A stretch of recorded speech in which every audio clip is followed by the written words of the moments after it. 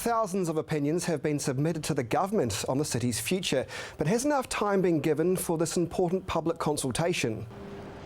Thousands of people have now made their thoughts heard to Sarah about the government-led transition, with submissions now closed.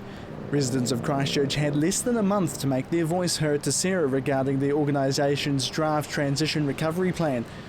The Canterbury Earthquake Recovery Authority says they've received more than 2,500 written comments from the public on the next stages of the city's rebuild progress. And the director of Rebuild Christchurch believes there are more to be counted. We haven't actually got an exact number around how many others were submitted directly to Sarah. But he's pleased with the number of submissions made.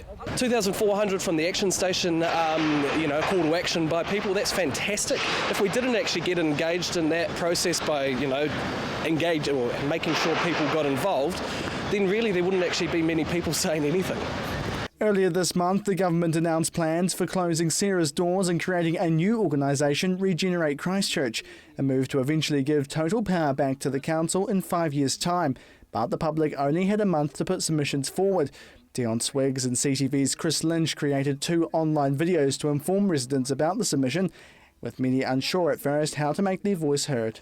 A lot of people have said, if we make a submission, it's not going to mean anything, or will our voice be heard? And what we really tried to do with the videos is actually just tell people, have a say, be engaged in your city. This is the next 5 years of leadership and what's going to happen in Christchurch. And from our perspective, it was really important for people to have that say, just to say something, to show that you do care about what's going to happen in the next 5 years. Tens of thousands of people have viewed the videos to help get residents engaged in the consultation about the future of rebuild governance.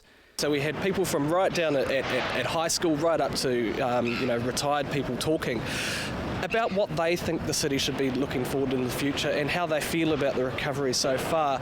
And it was just as simple as the fact that they don't feel like they're engaged, they don't feel like they matter. And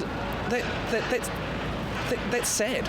A community group produced a template online for residents to use, making the process simple. We really had to take it down to a bite-sized chunk. What will make people make action? And the action station was a really good way just to sort of say, hey, look, if you agree with this, just say something. And it took a couple of minutes, 4 or 5 minutes. But Swiggs believes more time was needed for people to make their submissions, with only a 4-week time frame for locals to have their say. There was no public meetings about meet the people who made the plan. That's their job, to educate us. It's not our job as a charity to educate people. We don't have all the inside information, but we did our best, and I think there was a really good outcome overall. The final plan is expected to be released by the Earthquake Recovery Minister Jerry Brownlee next month. Jared McCulloch, CTV News.